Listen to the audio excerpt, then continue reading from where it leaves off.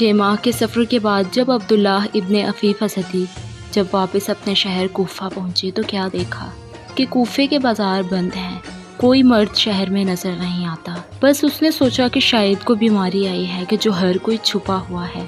بس جیسے ہی وہ اپنے گھر پہنچا تو اپنی بیٹی سے پوچھنے لگا کہ اے بیٹی، کوفے والے کہاں چلے گئے؟ اس کی بیٹی کہنے لگی کہ اے بابا، تھوڑے ہی فاصلے پر ایک بیابان ہے کہ جسے کرب و بلا کہتے ہیں، وہاں کسی باغی نے حکومت کے خلاف خروج کیا ہے، اور یزید کا یہ حکم ہے کہ جو مرد اس باغی کو قتل کرنے کے لیے میدان میں نہیں آئے گا تو اس کا سر تن سے جدا کر دیا جائے گا۔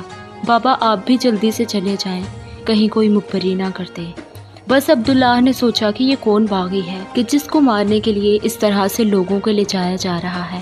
بس بالآخر وہ تلوار لے کر جیسے ہی گھر سے باہر نکلنے لگا تو اس کی بیٹی کہنے لگی کہ بابا، جنگ میں مال غنیمت بھی ملتا ہے، دیکھیے گا کہ اگر یمنی عقیق ملے تو میرے لیے لے کر آئیے گا۔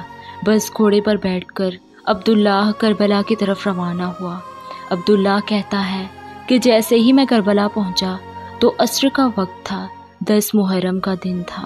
میں نے ایک عجیب منظر دیکھا کہ ایک اکیلا شخص ہے کہ جس کو چاروں طرف سے فوج نے گھیر رکھا ہے، کہ جو بوڑھا بھی ہے، جو پیاسا بھی لگتا ہے، جس کا عمامہ کھل کر اس کی گردن تک آ پہنچا ہے، جس کے جسم پر تیروں اور نیزوں کے زخم ہیں، لیکن کسی شخص میں اتنی ہمت نہیں کہ جو اس کے قریب جا کر اس سے لڑ سکے۔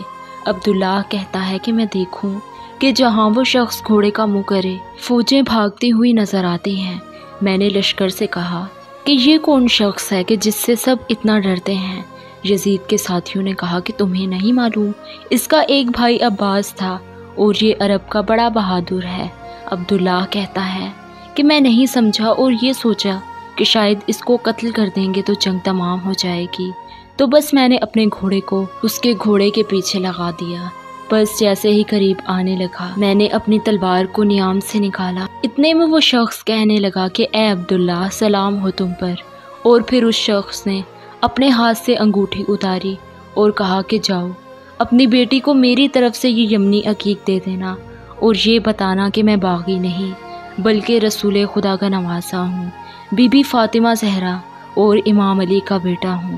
عبداللہ ہاتھ جوڑ کر کہنے لگا کہ اے میرے مولا، مجھے معاف کیجیے گا، مجھے معلوم نہیں تھا، اب میں بھی آپ کے قدموں پہ قربان ہوں گا۔ امام حسین علیہ السلام فرمانے لگے کہ اے عبداللہ، چلے جاؤ، تمہاری ضرورت یہاں نہیں بلکہ کوفے میں ہے، کیونکہ چند دنوں بعد میری بہنیں بیٹیاں قید ہو کر کوفہ میں آئیں گی تو ان کو چادر ہدیہ کر دینا۔ اے عبداللہ، چلے جاؤ۔